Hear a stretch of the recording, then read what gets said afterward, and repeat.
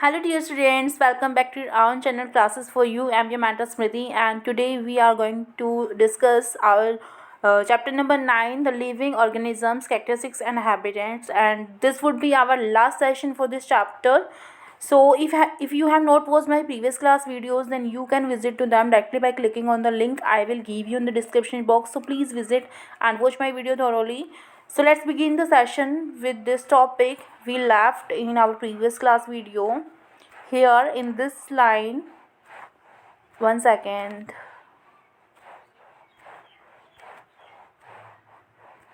Here, do all organisms respire? So we have already discussed about do all organisms show growth in our previous class video. Let's start the session with this topic. Do all organisms respire? तो क्या हर एक जो आपका organism होता है वो respire करता है, श्वसन करता है, सांस लेते हैं? तो ये आपके जो क्लास है ये बाइलिंगुअल रहेगी. इंग्लिश में हम स्टडी करेंगे, रीड आउट करेंगे और हिंदी में भी हम इसको समझेंगे. तो ये जो क्लास है आपको दोनों मीडियम के स्टूडेंट्स को हेल्प करेगी. इंग्लिश मीडियम हो या फिर हिंदी मीडियम हो, एक अंडरस्टैंडिंग बनानी है हमें यहाँ से. तो देखिए, डू ऑल ऑर्गेनिजम्स रेस्पायर? तो क्या हर एक जो ऑर्गेनिज्म होता है या जो सभी ऑर्गेनिजम्स होते हैं क्या वो रेस्पायर करते हैं, वो सांस लेते हैं? Can we live without breathing? ठीक है, तो क्या हम बिना ब्रीथ किए हुए, ठीक है, क्या हम लीव कर सकते हैं, रह सकते हैं? वैन वी इनहेल, जब हम इनहेल करते हैं यानी कि जब सांस को अंदर की तरफ लेते हैं, वायु को अंदर की तरफ लेते हैं, the air moves from outside to the inside. ठीक है, तो जो हमारी एयर होती है वो बाहर से अंदर की तरफ जाती है. ऑफ आवर बॉडी, हमारी बॉडी के अंदर.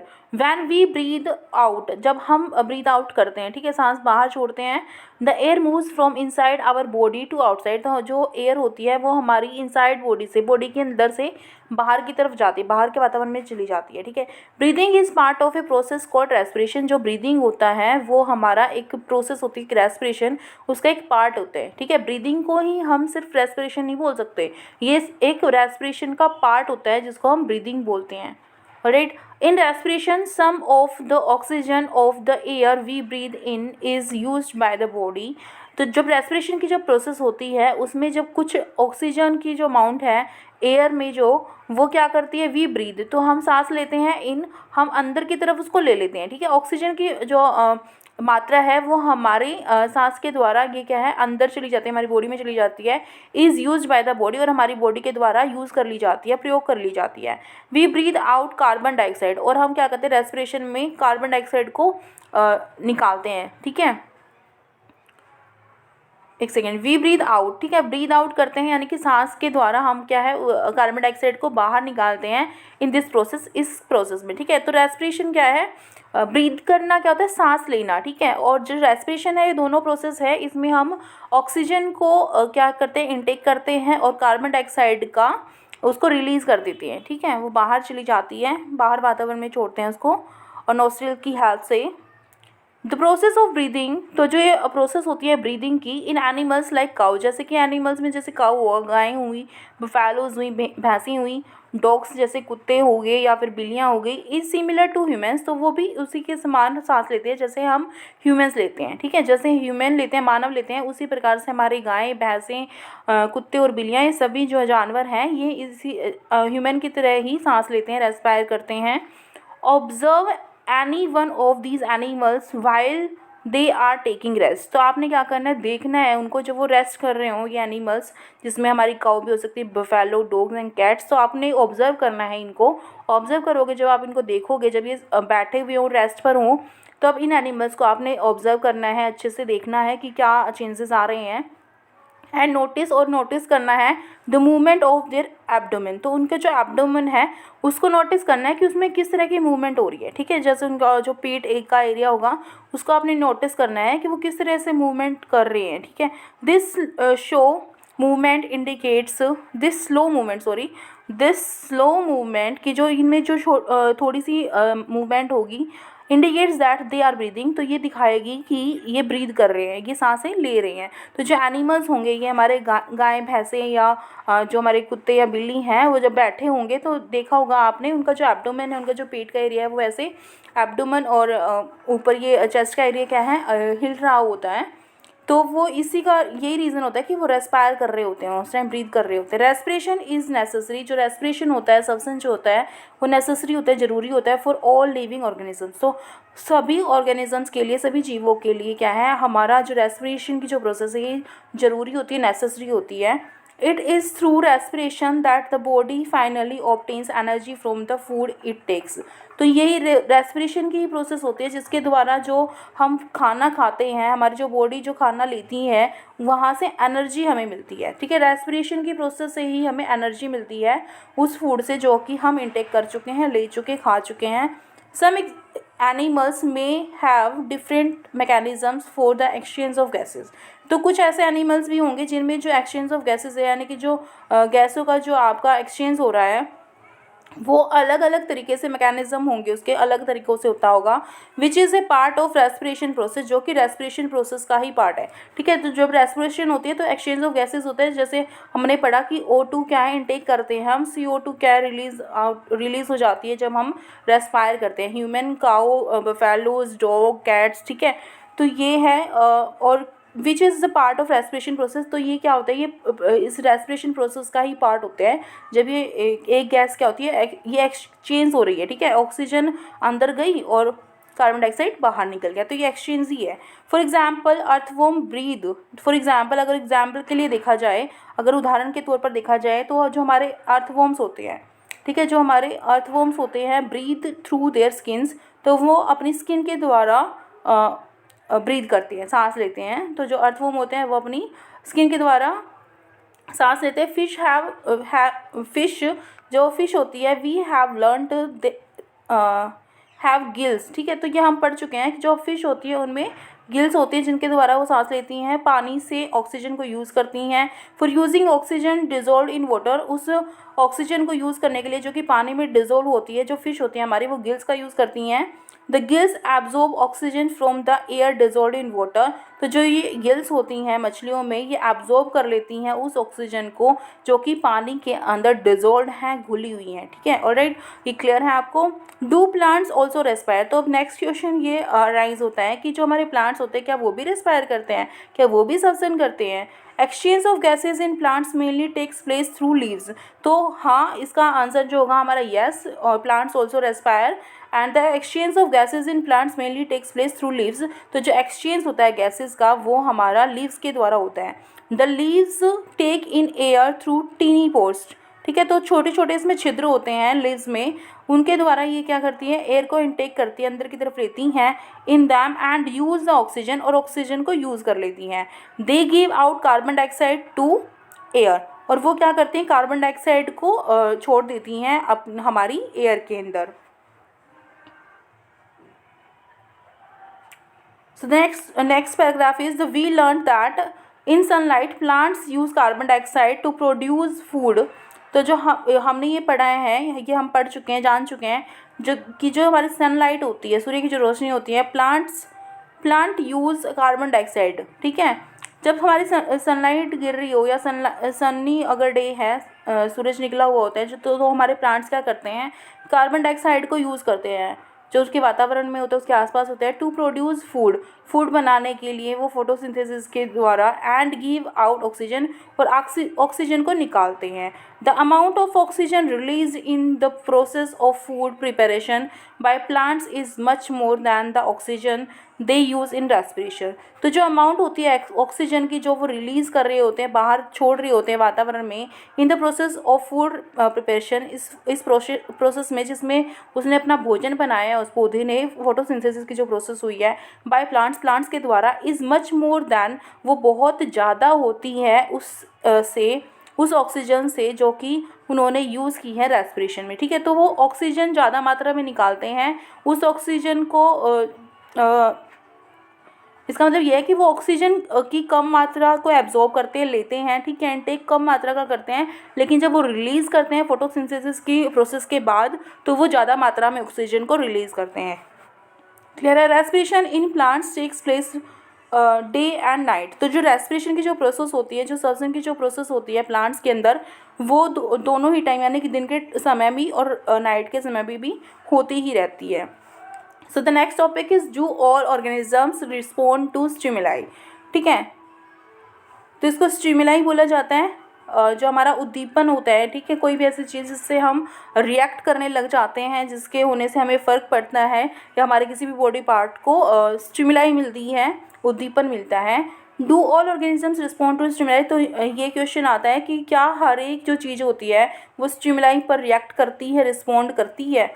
हाउ डू यू रिस्पॉन्ड, कि आप रिस्पॉन्ड कैसे करते हो, आप प्रतिक्रिया कैसे देते हो, अगर कोई चीज़ हो रही है तो आप उसके लिए प्रतिक्रिया कैसे देते हो। If you suddenly step on A sharp object like a thorn, अगर जैसे आप किसी थॉर्न पर यानी कि जैसे आपका कोई कांटा है, ठीक है, तो आपका अगर पैर उसके ऊपर पड़ जाता है, एक शार्प तेज कांटे के ऊपर या किसी भी तेज चीज़ के ऊपर आपका पैर रखा जाता है, वाइल्ड वॉकिंग बेयरफुट, जब आप अपने पैरों को आगे की तरफ बढ़ाते हो या चल रहे होते हो, तब आप कैसे रिएक्ट करते हो। How do you feel when you see और think about your favourite food, और आप तब कैसा फील करते हो जब आपका कोई फेवरेट फूड हो, कोई फेवरेट डिश हो, अगर आप उसको देख लेते हो तब आप कैसे रिएक्ट करते हो। होता है ना कि अरे पानी आ रहा है मुंह में, मेरे को तो अभी खाना है, ये तो ऐसा फील करते हो, तो ये क्यों होता है। You suddenly move from a dark place into bright sunlight, जब आप क्या करते हो, जब आप एकदम से, आपको अगर डार्क प्लेस से यानी कि अंधेरे से आपको एकदम से ब्राइट सनलाइट में आना हो, ठीक है, सूर्य की रोशनी में आना हो, एकदम ब्राइट चमकीली रोशनी में आना हो, तब क्या होता है, व्हाट हैपन्स, तो तब क्या होता है, एकदम से हमारी आंखें बंद हो जाती हैं, हम नहीं देख पाते, हमें चीज़ें दिख नहीं पाती अच्छे से। Your eyes shut themselves automatically, होता ही ऐसा ही है कि जो हमारी आइज़ होती हैं वो एकदम से बंद हो जाती हैं, ऑटोमेटिकली बंद हो जाती है खुद ही, फॉर ए मूवमेंट, एक मूवमेंट के लिए, कुछ टाइम के लिए बंद हो जाती हैं, till they adjust to the change bright, तो जब तक वो बंद रहती हैं, जब तक वो एडजस्ट नहीं कर लेती उस ब्राइट लाइट को या ब्राइट सराउंडिंग को, अपने आसपास के उस चमकीले वातावरण को, ठीक है। योर फेवरेट फूड, जो आपका फेवरेट फूड है, bright light and A thorn, जो आपका फेवरेट फूड था यहाँ पर, जिसको देखकर आपके मुंह में एकदम पानी आ गया, ठीक है, और जो आपकी ब्राइट लाइट होती है, जो तेज रोशनी होती है, एंड ए थॉर्न, और या फिर कोई कांटा है, इन द अबव सिचुएशन, इन जो ऊपर वाली सिचुएशन में जो हम पढ़ चुके हैं यहाँ पर, वो क्या है, are some examples of changes in your surrounding, वो कुछ एग्जाम्पल्स हैं, कुछ उदाहरण हैं जिससे आपके आसपास का जो वातावरण है वो चेंज हो रहा है, ठीक है, आप चेंजमेंट हो रही है किसी ना किसी चीज़ में। जैसे आपने अगर पैर रखा तो आप उसको कांटा लगता ही आप अपने पैर को एकदम से पीछे कर लेते हो, तेज लाइट में अगर आप जाते हो अंधेरे कमरे से तो एकदम से आपकी आंखें कुछ टाइम के लिए बंद हो जाती है, जब तक आप उस एनवायरनमेंट में, उस सराउंडिंग में, उस लाइट को एडजस्ट नहीं कर पाते, ठीक है, तब तक। और जैसे आपका फूड होता है, आपके मुंह में एकदम से पानी सा आ जाता है और आपका मन करता है कि हाँ मैं अभी खा लूँ, और आप इवन ये भी होता है कि हम महक फ्रेगरेंस देखकर ही पता लगा लेते हैं कि क्या चीज़ बनी हुई है या कौन सी डिश हमारे आसपास है। All of us respond immediately to such changes, तो हम सब जो है ना, इन जितने भी ये अगर चीज़ें हो जाती हैं स्टिमुलाई ही हैं जिन पे हम रिएक्ट करते हैं, तो इन सारे चेंजेस को देखकर, इन सारे बदलाव को देखकर हम एकदम से रिएक्ट करते हैं, एकदम से रिस्पॉन्ड करते हैं। Changes in our surrounding that makes us respond to them, ऐसे चेंजेस जो हमें बाधित कर देते हैं कि हम उस पर रिएक्ट करें, ठीक है, प्रतिक्रिया दे, वो सारे क्या कहलाते हैं, हमारे स्टिमुलाई कहलाते हैं। ऐसे चेंजेस जिनके होने से हम एकदम से प्रतिक्रिया देते हैं, एकदम से रिएक्ट करते हैं, रिस्पॉन्ड करते हैं, वो सारे हमारे स्टिमुलाई कहलाते हैं। Do other animals also respond to stimuli, तो जैसे अब हम रिस्पॉन्ड करते हैं किसी भी स्टिमुलाई पर, ठीक है, या किसी भी ऐसे चेंजेस पर जो कि अनयूजुअली नहीं होते या फिर एकदम से होते हैं, ठीक है, सडनली होते हैं, तो क्या और जो एनिमल्स होते हैं, हमारे अलावा जो और एनिमल्स होते हैं और जंतु होते हैं, क्या वो भी ऐसे रिस्पॉन्ड करते हैं। Observe the behaviour of animal, आपने ऑब्जर्व करना है, देखना है एनिमल के बिहेवियर को कि क्या उनमें भी ऐसा होता है। When food is serve to them, जब उनको खाना दिया जाता है। Do you find any suddenly becoming active, तो जब क्या आप ये चेक करते हो, क्या आप ये देखते हो, क्या आपको ये मिलता है कि वो एकदम से क्या करने लग जाते हैं, एकदम से बिकमिंग एक्टिव हो जाते हैं वो। ऑन सीइंग द फूड को देखकर, अगर देखो, अगर आपने डॉगी को खाना डाल रहे हो, ठीक है, किसी कुत्ते को अगर खाना डाल रहे हो, तो एकदम से वो अपनी जीभें बाहर निकालता है, ऐसे रिएक्ट करने लग जाता है ना, कि अभी दे दो मुझे खाना है एंड इस तरह से रिएक्ट करने लग जाता है। When you move towards a bird, और जब आप एक बर्ड की तरफ जाते हो, व्हाट डज इट डू, एकदम से उड़ जाता है ना। अगर कोई बर्ड होगा आपके आसपास बैठा हो, सराउंडिंग में बैठा हो, और आप एकदम से उसकी तरफ अगर जाते हो तो एकदम से वो उड़ जाता है। Wild animals run away when bright light is flash towards them. तो जो विल्ड एनिमल्स होते हैं, जंगली जानवर जो होते हैं, अगर उनकी तरफ एक तेज़ रोशनी जो अगर आपको फ्लैश करते हो, डालते हो उनके ऊपर, तो वो क्या करते हैं, टुवर्ड्स दैम उनकी तरफ करते हो तो वो क्या करते हैं, भाग जाते हैं वहाँ से। सिमिलरली इसी तरह से cockroaches begin to move to their hiding places if the light in the kitchen is switched on at night। तो इसी तरह से अगर नाइट के टाइम में रात के टाइम में अगर आप किचन में जाते हो और किचन की लाइट को एकदम से ऑन कर देते हो, तो जो हमारे कॉकरोच वगैरह होते हैं किसी किचन में, तो वो क्या करते हैं, अपने हाइडिंग प्लेस पर चले जाते हैं, जहाँ छुपने वाले स्थान पर वो एकदम से मूव कर जाते हैं, चले जाते हैं वहाँ से। Can you give some more example और responses of animal to stimuli. तो क्या आप इनके अलावा, जो हमने यहाँ पर एग्जाम्पल देखे हैं स्टिमुलाई के, एनिमल्स के ऊपर, इनके अलावा भी आप कुछ एग्जाम्पल्स दे सकते हो। तो कमेंट बॉक्स में वो आपको मैसेज करके मुझे बताना है, कमेंट करके बताना है कि कौन से ऐसे हो सकते हैं। Do plants also respond to stimuli. अब नेक्स्ट क्वेश्चन जो है, हमने एनिमल्स के बारे में भी पढ़ लिया, जैसे कॉकरोच का पढ़ लिया हमने, डॉगी होते हैं, या जितने भी एनिमल्स हैं जनरली वो रिएक्ट करते हैं, रिस्पॉन्ड देते हैं, और हम भी देते हैं, ह्यूमन भी देते हैं। तो अब नेक्स्ट जो क्वेश्चन है वो हमारा प्लांट्स के लिए। तो क्या प्लांट्स भी स्टिमुलाई पर रिस्पॉन्ड करते हैं, किसी भी चेंज पर, उनके एनवायरनमेंट में जो चेंजेस होते हैं, क्या वो उस पर रिएक्ट करते हैं। Flowers of some plant bloom only at night. तो कुछ ऐसे फ्लावर्स होते हैं प्लांट्स के जो सिर्फ रात के समय पर ब्लूम करते हैं, ठीक है। In some plants flower close after sunlight. और कुछ ऐसे प्लांट्स होते हैं जो कि सनसेट पे, सूर्य के उसके बाद, सनसेट होने के बाद वो क्या करते हैं, क्लोज हो जाते हैं, बंद हो जाते हैं। इन सम प्लांट्स लाइक मिमोजा, जैसे कि आपका मिमोजा का जो प्लांट होता है, commonly known as touch me not, जिसको आप छुई मुई का पौधा बोलते हैं, टच मी नॉट बोला जाता है, मिमोजा इसका नाम है। लीव्स क्लोज और fold when someone touches them. तो ये इसकी लीव्स जो होती हैं, इसकी जो पत्तियाँ होती हैं, वो इस तरह की होती हैं, जब भी कभी आप उसको टच करोगे, आप उसको छुओगे, तो वो एकदम से बंद हो जाता है, ठीक है। इसलिए उसको छुई मुई का पौधा बोलते हैं, और इंग्लिश में इसका नाम है touch me not. These are some examples of responses of plants towards changes in their surrounding। तो ये कुछ ऐसे एग्जाम्पल्स हैं उन स्टिमुलाई के, ठीक है, उन चेंजेस के जो कि वो, उन रिस्पॉन्सेज के, उन प्लांट्स के जो वो रिस्पॉन्ड करते हैं, अगर कोई भी उनके आसपास उनके सराउंडिंग में कोई चेंज होता है तो वो उस पर रिस्पॉन्ड करते हैं। प्लांट्स की बात हो रही है। So the next one is our activity number 4। Activity number 4, place a potted plant in a room. तो हम इसको करके देखेंगे, जानेंगे कि क्या हमारे प्लांट्स भी क्या है, रिस्पॉन्ड करते हैं स्टिमुलाई पर। प्लेस ए पॉटेड प्लांट, आपने एक गमले में लगा हुआ पौधा लेना है, इन ए रूम, एक रूम के अंदर, ए लिटल अवे, कुछ दूरी पर, फ्रॉम ए विंडो, जो कि कुछ दूरी पर रखा होगा हमारी विंडो से, ठीक है। जो रूम की जो विंडो है, खिड़कियां हैं, उनसे कुछ दूरी पर रखा होगा एक गमला जिसमें पौधा लगा है। Through which sunlight enters some time during the day. ऐसी जगह पर उसको रखना है, विंडो से जहाँ पर कुछ टाइम के लिए सनलाइट आ रही हो, ठीक है, रोशनी आ रही हो सूर्य की।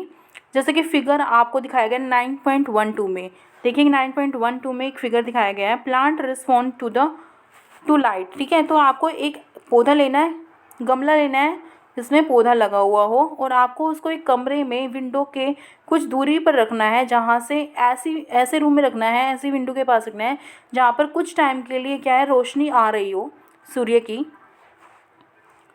तो देखिए, continue watering the plant for a few days.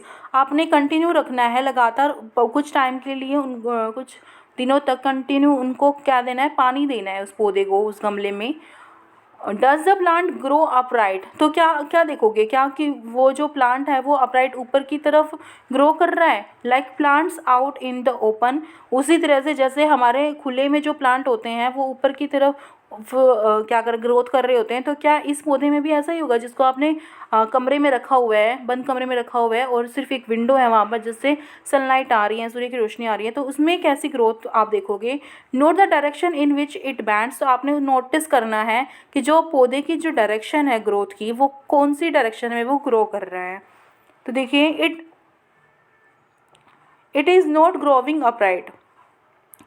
If it is not growing upright, अगर ये ऊपर की तरफ ग्रो नहीं कर रहा, do you think this may be in response to some stimulus, अगर ये आपका, आप देखोगे कि ये जो पौधा होगा ये ऊपर की तरफ ग्रो नहीं कर रहा होगा। देखो आप देख पा रहे हो इसके जो पौधे हैं इस साइड गए हुए हैं फूल इसके, देख पा रहे हो क्लियरली, ये इस तरफ स्टेम जो है इस तरफ मुड़े हुए हैं, विंडो की तरफ मुड़े हुए हैं। अगर ये आपका सीधा ऊपर की तरफ ग्रो नहीं कर रहा है, do you think this may be in response to some stimulus, तो क्या आपको लगता है कि कुछ चेंजेस की वजह से ऐसा रिस्पॉन्स कर रहा है, ऐसी प्रतिक्रिया किसी स्टिमुलस की वजह से हो रही है क्या यहाँ पर। All living things respond to changes around them, तो इसका आंसर यस है कि जो सूर्य की रोशनी है उसकी तरफ ये झुके हुए हैं, क्योंकि वो क्या है, स्टिमुलस का काम कर रहा है। जो सूर्य है हमारा वो स्टिमुलस का काम कर रहा है, वहाँ से स्टिमुलाई है चेंजेस की तरफ वो झुके हुए हैं उधर। ऑल लिविंग थिंग्स, तो यहाँ से हमें पता लग रहा है कि जितने भी लिविंग थिंग्स होते हैं respond to changes around them, वो अपने आसपास होने वाले चेंजेस के प्रति प्रतिक्रिया देते हैं, चाहे उसमें एनिमल हुआ, ह्यूमन्स हुए या फिर हमारे प्लांट्स हुए। सो the next topic is living organisms and excretion, तो हम यहाँ पर उत्सर्जन के बारे में पढ़ेंगे, एक्सक्रीशन के बारे में पढ़ेंगे, जिसमें कोई भी चीज़ हमारी बॉडी से बाहर रिलीज़ की जाती है, निकाली जाती है। ऑल ऑर्गेनिजम्स नीड फूड, तो हम ये पढ़ चुके हैं कि सभी ऑर्गेनिजम्स को नीड होती है, ज़रूरत होती है फूड की, भोजन की। Not all the food that is eaten is completely used, तो जितना भी हम भोजन खाते हैं या लेते हैं वो हमारा पूरी तरह से यूज़ नहीं होता, कम्प्लीटली यूज़ नहीं किया जाता हमारी बॉडी द्वारा। Only a part of it is utilized by the body, हमारी बॉडी के द्वारा इसका कुछ ही पार्ट यूटिलाइज किया जाता है, उपयोग किया जाता है। What happens to the rest, तो बाकी के जो भोजन है उस पार्ट का क्या होता है, अगर हमने एक भोजन खाया है और उसका कुछ ही पार्ट हमारी बॉडी यूज़ करती है, तो जो बाकी का जो पार्ट है भोजन का वो कहाँ जाता है। This has to be removed from the body as waste, तो इसको एक वेस्ट के रूप में इसको हमारी बॉडी से निकालना होता है। हैज़ टू बी रिमूव्ड, इसको निकालना होता है हमारी बॉडी से वेस्ट के रूप में, ठीक है, जो ख़राब है, ख़राब पदार्थ है या फिर यूज़लेस है, जिसका कोई यूज़ नहीं है हमारी बॉडी में। Our body produces some waste in other life processes also, तो जो हमारी बॉडी होती है वो और जो प्रोसेस होती है हमारी लाइफ की उनके द्वारा कुछ वेस्ट को भी प्रोड्यूस करती हैं, बनाती है, कुछ वेस्ट निकालती है। The process of getting rid of waste by organism is known as excretion, तो ये प्रोसेस, ऐसी प्रक्रिया जिसके द्वारा जो वेस्ट मटेरियल होता है हमारी बॉडी के अंदर से निकाला जाता है बाहर की तरफ, ठीक है, और या फिर उससे छुटकारा पाया जाता है, गेटिंग रीड, उससे छुटकारा पाया जाता है, वो जो प्रोसेस होती है वो हमारी एक्सक्रीशन कहलाती है, जिसको हिंदी में उत्सर्जन बोलते हैं। डू प्लांट्स ऑल्सो एक्सक्रीट, तो नेक्स्ट क्वेश्चन जो राइज होता है यहाँ से ये है कि डू प्लांट्स, जो हमारे प्लांट्स होते हैं क्या वो भी एक्सक्रीट करते हैं, क्या वो भी वेस्ट को बाहर निकालते हैं। दे डू, वो भी करते हैं ऐसा, but not as seen in animal, लेकिन एनिमल्स की तरह नहीं करते, जैसे एनिमल करते हैं वैसे वो एक्सक्रीट नहीं करते, उत्सर्जन नहीं करते। The mechanism in plants are little different, जो मैकेनिज्म होता है उनका एक्सक्रीशन का वो थोड़ा सा अलग होता है, थोड़ा सा अलग होता है एनिमल से।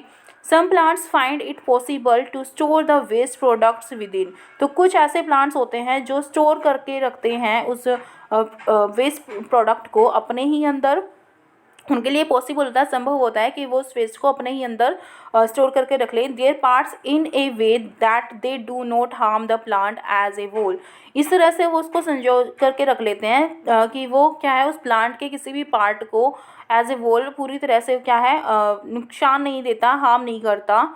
Some plants remove waste products as secretion, और कुछ ऐसे प्लांट्स होते हैं जो कि इस वेस्ट को जो प्रोड्यूस हुआ है उस प्लांट में उसको रिमूव कर देते हैं, निकाल देते हैं, सिक्रेशन कर देते हैं उसका, एज सिक्रेशन, जिसको सिक्रेशन बोला जाता है, निकालना किसी भी वेस्ट मटेरियल को। Excretion is another characteristics common to all organism, तो हम ये जानते हैं, अब यहाँ से हमें ये पता लगा कि एनिमल्स भी एक्सक्रीट करते हैं और ह्यूमंस भी एक्सक्रीट करते हैं, तो यहाँ से हमें पता लग गया कि जो हमारे प्लांट्स होते हैं वो भी एक्सक्रीट करते हैं। तो जो एक्सक्रीशन होता है वो भी रेस्पिरेशन के इस तरह ही एक ऐसा करेक्टरिस्टिक होता है, ऐसा गुण होता है जो कि कॉमन होता है सभी ऑर्गेनिजम्स में, हर प्रकार के जीव जंतु में। So the next topic is, do all organisms reproduce their own kind? तो जो हमारा नेक्स्ट जो क्वेश्चन होता है ये राइज होता है, ये बनता है कि जो हर एक जो ऑर्गेनिज्म है, क्या सभी जो ऑर्गेनिज्म है वो रिप्रोड्यूस करते हैं, बनाते हैं उन्हीं की तरह के नए जीवों को, ठीक है। जैसे ये माता जी दिखाई हुई हैं, इनका बच्चा है, तो ये कुछ कुछ इनके जैसे ही हैं, ऐसे ही होंगे इनके जो बॉडी पार्ट्स होंगे इनके, ठीक है। सो द नेक्स्ट देखिए पैराग्राफ देखते हैं। Have you ever seen nest of some birds like pigeon. तो क्या कभी आपने कुछ पक्षियों के घोंसलों को देखा है, नेस्ट को देखा है, जैसे कि हमारा पिजन का होता है, कबूतर का होता है। Many birds lay their eggs in the nest, कि बहुत सारे ऐसे बर्ड्स होते हैं, बहुत सारे ऐसे पक्षी होते हैं जो कि अपने एग देते हैं, ले करते हैं अपने नेस्ट में, अपने घोंसलों में। Some of the eggs hatch and young birds come out of them. कुछ एग्स को उनमें सेया जाता है उनके द्वारा, और जो हैच हैच किया जाता है, सेया जाता है, तो उनमें से क्या होते हैं, यंग बर्ड्स, छोटे छोटे पक्षी उनमें से बाहर निकल आते हैं, जैसे फिगर 9.13 में दिखाया गया है आपको। देखिए ये अंडे दिए पक्षी ने नेस्ट के अंदर, ठीक है, घोंसले के अंदर अंडे दिए। जब इनको सेते हैच किए जाते हैं तो ये छोटे छोटे चूजे निकले हुए हैं जो बड़े होकर के एक नया पक्षी बन जाते हैं। ना फिगर 9.13 ए बर्ड्स ले एग्स विच, ए पार्ट में देखिए बताया गया है, birds lay eggs which after hatching produce young ones. तो ये जो एग दिए हुए हैं बर्ड ने, उसको हैच करने के बाद ये छोटे छोटे चूजे बन जाते हैं, जो क्या है, पक्षी बन जाते हैं बाद में। और the next paragraph is about animal reproduce their own kind. और इसके अलावा जो एनिमल्स होते हैं वो अपनी तरह के ही जीव जंतुओं को जन्म देते हैं। द मोड ऑफ रिप्रोडक्शन में बी डिफरेंट, जबकि जो मोड ऑफ रिप्रोडक्शन है, जो जरिया है या जो तरीका होता है रिप्रोडक्शन का, वो हमारा अलग हो सकता है एनिमल्स के अंदर। इन डिफरेंट एनिमल्स, अलग अलग एनिमल्स के अंदर अलग अलग रिप्रोडक्शन का क्या हो सकता है, तरीका हो सकता है। Some animals produce their young ones through eggs. तो कुछ ऐसे एनिमल्स होते हैं जो कि एग के द्वारा अपने यंग वन को जन्म देते हैं, अपने जीव, छोटे जीव को जन्म देते हैं। Some animals give birth to young ones, figure दिखाया गया है आपको 9.14। और कुछ ऐसे एनिमल्स होते हैं जो कि जन्म देते हैं नए जंतुओं को, ठीक है। तो कुछ तो एग के द्वारा देते हैं, मतलब अंडे देते हैं, और कुछ क्या है, अपने नए जंतु को जन्म देते हैं। जैसे आपको दिया गया है, डॉगी दिखाया गया है यहाँ पर कैट दिखाई गई है, ये इसके यंग वंस है, छोटे छोटे बच्चे हैं, ठीक है। और जैसे हमारी काऊ होती, गाय होती है। Some animals which give birth to their young ones. तो ये कुछ एग्जाम्पल हैं हमारे उन एनिमल्स के जो कि नए जीव को जन्म देते हैं अपने ही तरह के, ठीक है। गाय का बच्चा जो है वो बछड़ा या बछड़ी होगा, बिल्ली के बच्चे जो हैं बिलोटना बोलते हैं जिसको इन जनरल, और जैसे ये होते हैं हमारे डॉगी होते हैं, तो ये अपने जैसे ही जानवरों को जन्म देते हैं, जानवर होते हैं। और जो हमारे पक्षी होते हैं मोस्टली वो एग देते हैं, राइट। तो ये हमारा मोड होता है रिप्रोडक्शन का। The next one is figure 9.15 a seed from A plant germinates into a new plant. तो जो प्लांट्स होते हैं उनमें जो रिप्रोडक्शन होता है वो किस तरह से होता है कि जो एक सीड होता है, plant germinates into a new plant, वो पहले जर्मिनेट हो, देखो ये सीड दिखा गया है, फिर ये जर्मिनेट हो जाता है, उसके बाद ये क्या है, एक नया प्लांट बन जाता है। तो इनमें जो मोड ऑफ प्रोडक्शन है वो यहाँ सीड से स्टार्ट होता है, ठीक है, जर्मिनेशन के द्वारा। Which can germinate and grow into new plant. तो कौन सा क्या है, जर्मिनेट हो सकता है और एक नई प्लांट में चेंज हो सकता है। 9.15 आपको फिगर दी गई है, उसमें देख करके आपने बताना है, ठीक है। और देखिए some plants also reproduce through parts other than seeds. तो कुछ ऐसे पार्ट्स भी होते हैं, ऐसे प्लांट्स भी होते हैं जिनमें वो रिप्रोड्यूस करते हैं नए पार्ट्स को through parts other then seed, ठीक है। तो ये कह रहा है कि कुछ ऐसे प्लांट्स भी होते हैं जो सीड के अलावा अपने ही बॉडी के पार्ट से, यानी कि अपने ही पौधे के किसी पार्ट से वो जनन करते हैं, रिप्रोड्यूस करते हैं। फॉर एग्जाम्पल, उदाहरण के तौर पर अगर देखा जाए, ए पार्ट ऑफ ए पोटैटो। तो पोटैटो जो होता है उसके ऊपर बड़ लगी होती है, ठीक है, छोटा सा उभरा हुआ पार्ट होता है। जैसे अगर ये पोटैटो, तो इस तरह के जो पार्ट है, ये जो पार्ट है ये बड़ है, ठीक है। तो इससे एक नया पोटैटो बन जाता है, grows into a new plant. तो वो इससे क्या है, एक नया प्लांट निकल जाता है। अगर आप आलू की खेती करते हो तो आपने देखा होगा कि एक आलू को ही ज़मीन के अंदर डाला जाता है और उसके जो बड़ से एक नया पौधा बन जाता है। तो ये मोड होता है रिप्रोडक्शन का, जिनमें बीज के अलावा बॉडी पार्ट से ही रिप्रोड्यूस किया जाता है, प्रजनन होता है प्लांट्स में। Plants also reproduce through cutting. तो कटिंग के द्वारा अगर आप किसी पौधे को काट देते हो और उसको फिर ज़मीन में डालते हो तो वहाँ से फिर रिप्रोड्यूस हो जाते हैं नए प्लांट्स, वहाँ से भी प्रजनन हो जाता है उनमें। Would you like to grow a plant in this way yourself, तो क्या आप अपने आप से खुद से एक ऐसे प्लांट को लगाना चाहोगे, इस तरह के प्लांट को लगाना चाहोगे जो कि कटिंग से लगाया गया हो। इसके लिए हम एक्टिविटी 5 करेंगे। देखिए एक्टिविटी 5 के में हम क्या करने वाले हैं, टेक ए कटिंग फ्रॉम ए रोज़ और ए मेहंदी प्लांट। तो आपने या तो एक रोज़ का प्लांट लेना है, गुलाब का पौधा लेना है, या फिर आप मेहंदी का भी पौधा ले सकते हो, ठीक है।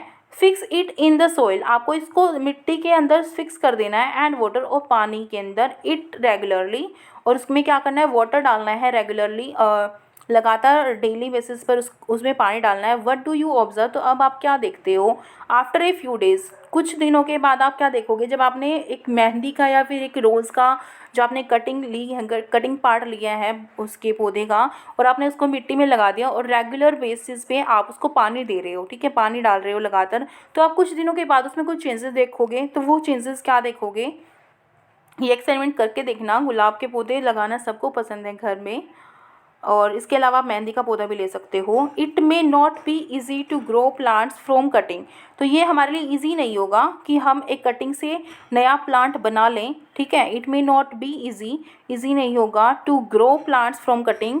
डू नॉट बी डिसपॉइंटेड, अगर ऐसा नहीं कर पाते हो, आप एक कटिंग से नया प्लांट नहीं बना पाते हो, तो आपको डिसपॉइंट नहीं होना है, निराश नहीं होता है। If your cutting does not grow, अगर आपकी कटिंग क्या है, ग्रो नहीं करती है, ग्रोथ नहीं होती है, उसमें वृद्धि नहीं करती है, तो आपको निराश नहीं होना है। टॉक टू ए गार्डनर, तो जो गार्डनर होता है ना, गार्डनर होते जो बगीचे के माली होते हैं, उनसे आपको बातें करनी है, वो आपको बता देंगे कि क्या रीज़न है और आप उसका सोल्यूशन निकाल सकोगे। इफ़ पॉसिबल, अगर आपके लिए पॉसिबल है तो आप गार्डनर से इसके बारे में कंसल्ट कर सकते हो, उनसे बातें कर सकते हो। On the care to be given to cuttings, ठीक है, जो आपने कटिंग ली है उस पौधे की, उसको क्या केयर देनी चाहिए, ठीक है, कैसे उसका ध्यान रखना चाहिए। To make them grow into plant, कि वो प्लांट में कन्वर्ट हो जाए, प्लांट उनसे बन जाए। तो इसके लिए आप गार्डनर से बात कर सकते हो, जो कि बगीचे का माली होता है, उनको इसके बारे में ज़्यादा नॉलेज होती है। So the next time is giving things produce more of their own kind through reproduction. Living things, जो लिविंग थिंग्स होती हैं यानी कि जीवित जो चीज़ें होती हैं, वो प्रोड्यूस करती हैं, मोर बनाती हैं, मोर ऑफ देयर आउन काइंड, अपनी ही तरह के और चीज़ों को थ्रू रिप्रोडक्शन के द्वारा, यानी कि प्रजनन के द्वारा। It takes place in many different ways, और ये बहुत ज़्यादा तरह होते हैं, प्रकार होते हैं कि वो रिप्रोडक्शन कर पाएँ, ठीक है। मेनली ये बता रहा है कि जो रिप्रोडक्शन होता है वो बहुत तरह से हो सकता है फॉर डिफरेंट ऑर्गेनिजम्स, अलग अलग ऑर्गेनिजम्स में, अलग अलग जंतुओं में जो रिप्रोडक्शन की जो प्रोसेस होती है, जो प्रजनन की जो प्रोसेस होती है, वो अलग अलग तरह से होती है। So the next topic is do all organisms move. तो नेक्स्ट जो हमारा क्वेश्चन राइज होता है कि जो सभी जानवर जो है वो मूव कर पाते हैं, वो मूवमेंट कर पाते हैं, ठीक है, गति कर पाते हैं। इन चैप्टर 8 में we discuss the various ways in which animal move. तो हम ये पढ़ चुके हैं कि जो हमारे एनिमल्स होते हैं, जो अलग अलग जो एनिमल्स हैं, वो किस तरह से, किस अलग अलग तरीके से वो मूव करते हैं। They move from one place to another and also show other body movements. वो क्या है, एक जगह से दूसरी जगह पर मूव करते हैं, मूवमेंट होती है, उनमें गति करते हैं, और जो उनकी बॉडी की जो मूवमेंट है, उनके बॉडी के अंदर भी, ठीक है, कुछ मूवमेंट्स शो होती हैं, कुछ मूवमेंट होती हैं। वट अबाउट प्लांट्स, अब अगर प्लांट के बारे में बात की जाए तो प्लांट के बारे में आप क्या कहोगे, क्या वो भी मूव करते हैं, जो हम ये डिस्कस कर चुके हैं चैप्टर 8 में। डू दे ऑल्सो मूव, तो क्या वो भी मूव करते हैं। Plants are generally anchored in soil, तो क्या होते हैं, ज़्यादातर जो प्लांट्स होते हैं वो एनकॉर्ड होते हैं, दबे हुए होते हैं, धंसे हुए होते हैं सॉइल के अंदर। सो दे डू नॉट मूव, तो इसीलिए वो क्या है, मूवमेंट नहीं करते, गति नहीं करते। From one place to another, एक जगह से दूसरे जगह पर वो मूवमेंट नहीं कर पाते, क्योंकि वो मिट्टी में लगे हुए होते हैं, ठीक है, एनकॉर्ड होते हैं सॉइल के अंदर। However various substances like water, इसके अलावा जो अलग अलग जो सब्सटेंसेस होते हैं, जैसे कि हमारा वाटर हो गया, मिनरल्स हो गए, ठीक है, एंड द फूड सिंथेसाइज्ड, और जो भोजन उन्होंने बनाया फोटोसिंथेसिस के द्वारा, by them move from one part of the plant to other, तो वो क्या है, जैसे हमारा पानी है या फिर जो मिनरल्स हैं, खाद्य पदार्थ हैं जो, वो और जो हमारा जो भोजन उन्होंने बनाया है, जो पौधों ने भोजन बनाया है, वो बॉडी के एक पार्ट से दूसरे पार्ट में आसानी से चला जाता है। पौधे की बॉडी के एक पार्ट से दूसरे पार्ट में आसानी से चला जाता है। तो यहाँ से पता लग रहा है कि पौधा खुद तो मूव नहीं करता, लेकिन जो ये पार्ट्स हैं जो यूज़ होते हैं पौधे के द्वारा, वो मूवमेंट करते हैं उसकी बॉडी के अंदर। Have you noticed any other kind of movement in plants? तो क्या आपने इसके अलावा किसी और तरह की मूवमेंट देखी है प्लांट्स के अंदर?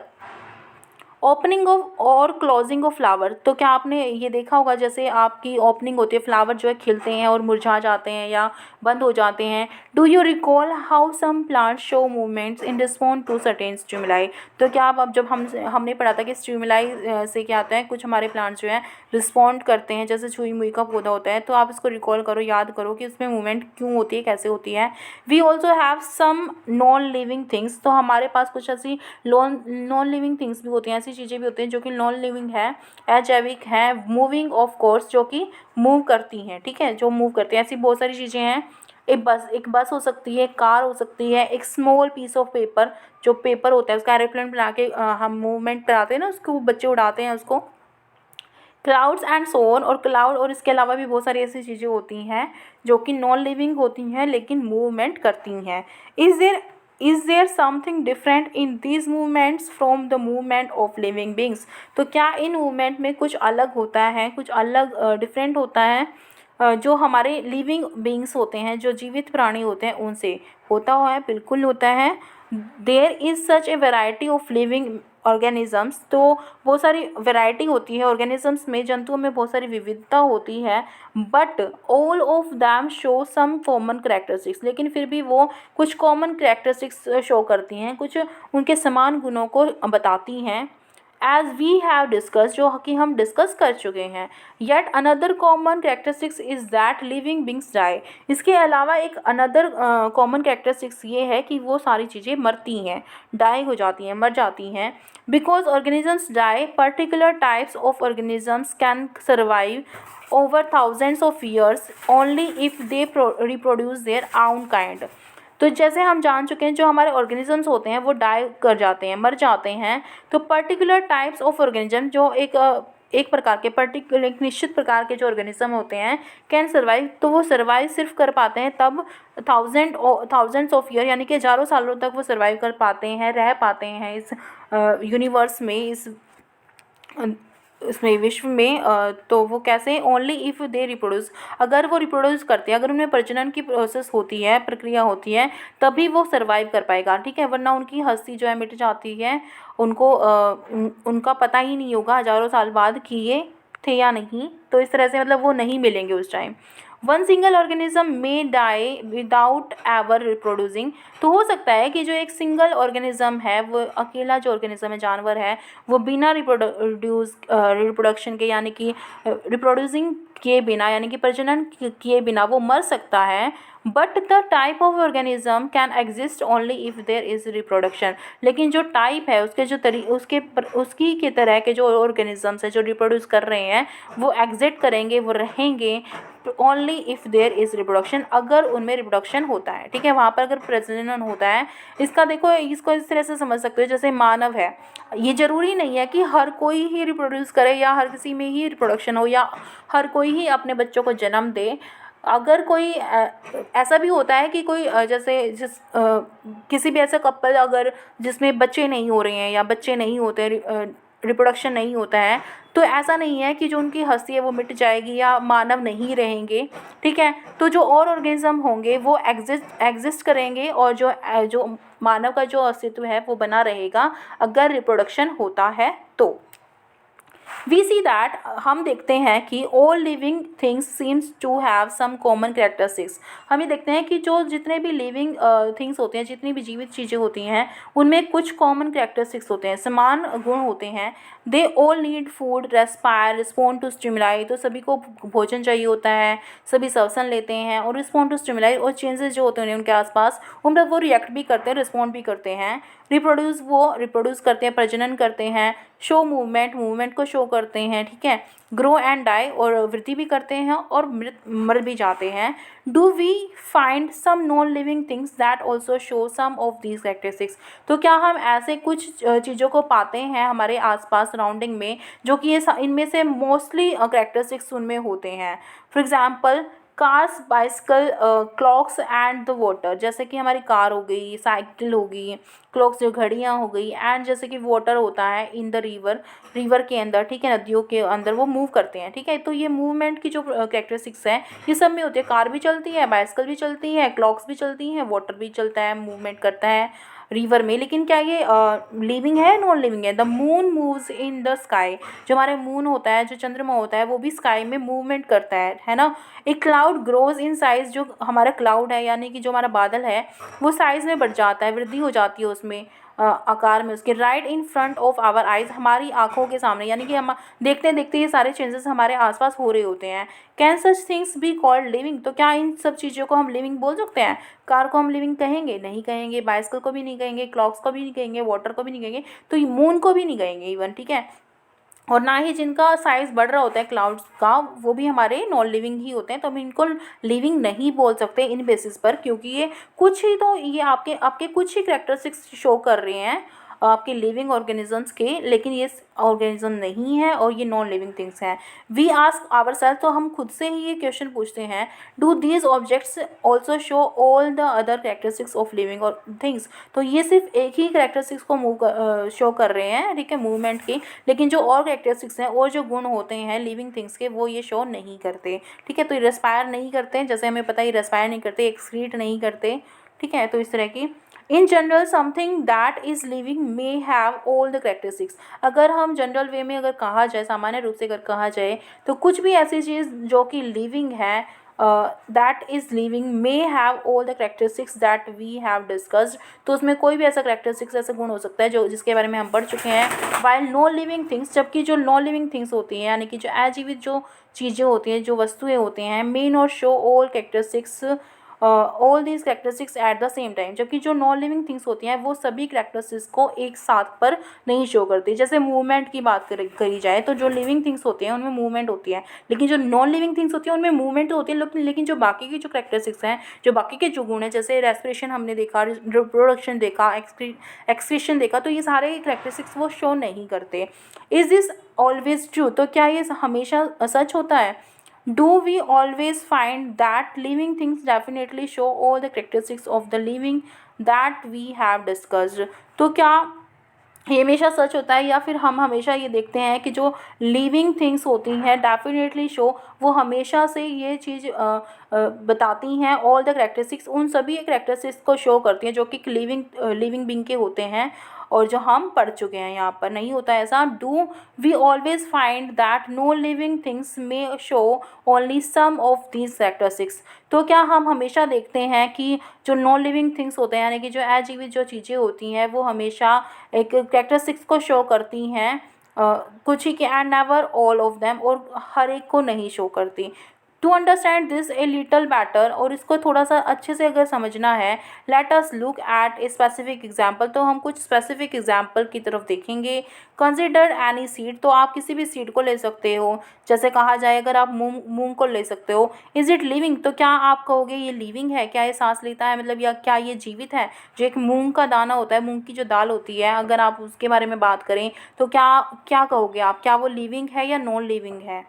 Stay in A shop for months and not show any growth, जो मूंग का जो बीज है, वो सीड है, वो क्या करता है, स्टे इन ए शॉप, एक शॉप में रहता है, फॉर मंथ्स, ठीक है, महीनों तक एक शॉप में रहता है, एक दुकान में रहता है, and not show any growth, और कोई भी वृद्धि उसमें नहीं दिखाई देती, और some of the other characteristics of life, और वो अब लाइफ की कोई और गुण भी नहीं शो करता, ठीक है, वो एक बीज की तरह ही रहता है, उसमें महीनों तक ऐसे रहता है, ठीक है, लेकिन जब उसको उगाया जाता है तो एक पौधा भी बन जाता है। हाउएवर, लेकिन इसके अलावा, we bring the same seed and plant it in the soil, देखो अगर हम उसी सीड को ले आते हैं उस दुकान से, जो महीनों तक उस दुकान में रखा गया है या स्टोर किया गया है, और उसको हम एक सॉइल में यानी मिट्टी में उसको अगर प्लांट कर देते हैं, लगा देते हैं, water it and it turns into a whole plant, अगर इसमें पानी डालते हैं तो क्या करता है, ये प्लांट बन जाता है।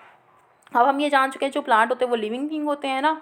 डिड द सीड, तो क्या वो जो सीड है नीड फूड, उसको भोजन चाहिए था। डिड इट एक्सक्रीट, तो क्या उसने एक्सक्रीशन किया, उत्सर्जन किया उसमें। ग्रो और रिप्रोड्यूस, क्या वो उसमें वृद्धि हुई और जो उसने रिप्रोड्यूस किया यानी कि उसमें प्रजनन हुआ। When it was in shop for many months, जब उसको हमने महीनों तक शॉप में रखा, किसी दुकान में रखा, तो उसमें ये सारी, उसको ना तो भोजन की ज़रूरत हुई, ना उसमें उत्सर्जन हुआ यानी उसमें एक्सक्रीशन हुआ, ना ही उसमें कोई ग्रोथ हुई थी और ना ही वो रिप्रोडक्शन हुआ उसमें, ना ही वो रिप्रोड्यूस कर पाया अपने न्यू प्लांट को या न्यू सीड को। ठीक है, तो when it was in the shop for many months. ठीक है, तो ऐसा नहीं हुआ था कि कोई भी प्रोसेस नहीं हुई थी। We see that there can be cases when we can not easily say, तो हम कह सकते हैं, देख सकते हैं कि ऐसे भी कुछ केसेस होंगे जब हम we can not say easily, we can not easily say, तो हम आसानी से ये नहीं कह सकते that a thing has all the characteristics that we have discussed for it to be called living. तो हम ये नहीं कह सकते कि हमने ये देखा, देखो हमने यहाँ पर ये देखा इन सारी एक्टिविटीज़ के बाद और पढ़ने के बाद ये सारे पैराग्राफ्स कि देयर कैन बी केसेस, कुछ ऐसे केसेस हो सकते हैं, कुछ ऐसे केसेस ऐसे किस्से हो सकते हैं जब क्या होंगे, when we can not easily say, जब हम आसानी से नहीं कह सकते किसी चीज़ के बारे में that a thing has all the characteristics, की कोई किसी चीज़ में सारे गुण हैं दैट वी हैव डिस्कस, जो हम पढ़ चुके हैं, फॉर इट, इसके लिए, इसके बारे में, टू बी कॉल्ड लिविंग, की जो ये बता सके कि ये जो चीज़ है वो हमारी लिविंग है। नहीं होंगे ऐसे। वट देन इज़ लाइफ, तो लाइफ क्या है अगर हम नहीं कह सकते उनके गुणों के आधार पर कि लिविंग है या नॉन लिविंग है, तो लाइफ क्या है, तो जीवन क्या है आखिर। Push your hand deep inside a sack of heat, तो आपने क्या करना है, एक अगर थैला लेते हो आप वीट का, गेहूं का अगर एक थैला लेते हो, अगर आप अपने हाथ को उसके अंदर डीप तक गहराई में इनसाइड करते हो, डालते हो, do you find it is warm inside, तो क्या आप देखते हो कि ये अंदर से गर्म गर्म होगा, उसमें गर्मी होगी वहाँ पर। There is some heat being produced inside the sack of wheat, तो उस जो गेहूं का जो थैला है उसके अंदर कुछ हीट प्रोड्यूस हो रही होगी, बन रही होगी, कुछ गर्मी वहाँ पर बन रही होगी। The seeds respire and in that process give out some heat, तो क्या होता है उस थैले में जो सीड होते हैं वीट के, जो गेहूं के जो बीज होते हैं वो रेस्पायर कर रहे होते हैं, वो श्वसन कर रहे होते हैं वहाँ पर, और उसी वजह से क्या होता है, हीट निकल रही होती है वहाँ से, ऊर्जा जो है, ऊष्मा जो है निकल रही होती है। We see that respiration is a process that takes place in seeds, तो हमने देखा जो रेस्पिरेशन जो होता है ना, जो श्वसन होता है वो सीड्स में होता है, एक ऐसी प्रक्रिया होती है जो कि सीड्स में होती है, बीजों में होती है। Even when some of the other life processes may not be very active, तब भी जब क्या है उसकी जो अलग लाइफ की जो प्रोसेसेस है वो भी नहीं हो रही होती, जैसे एक सीड है वो एक पौधा नहीं बना है लेकिन फिर भी वो रिस्पायर कर रहा है, तो ये हम यहाँ से जान चुके हैं। It may not be easy, very easy to answer our question, तो ये हमारे लिए काफ़ी ज़्यादा हद तक ईजी नहीं होगा, आसान नहीं होगा, हमारे लिए काफ़ी आसान नहीं होगा कि हम कुछ क्वेश्चंस के आंसर दे पाएँ। वट दैन इज़ लाइफ, कि हम ये ज़्यादा इजीली, ज़्यादा आसानी से हम ये नहीं बता सकते कि लाइफ क्या है, हम डिफ़ाइन नहीं कर पाएंगे इसको आसानी से कि लाइफ क्या होती है। हाउएवर, इसके अलावा क्या है, looking at all the diversity of living beings around us, कि अगर हम हमारे पास आसपास की जो डाइवर्सिटी देखते हैं, विविधता देखते हैं जीव जंतुओं में, प्लांट्स में या लिविंग ऑर्गेनिजम्स में, we can conclude that life is beautiful, फिर भी हम ये कह सकते हैं सबको देख करके कि जो हमारी लाइफ है, जो जीवन है वो सुंदर है। So okay student, this was all for today session. In our next session we will discuss our next chapter, that would be our next chapter number 10. Till then, if you like my effort, then please do like, comment and share my videos with your friends, and also subscribe my channel to get more videos, informative videos and updates. Thank you so much. Thanks for watching. This side your mentor Smriti. Thank you.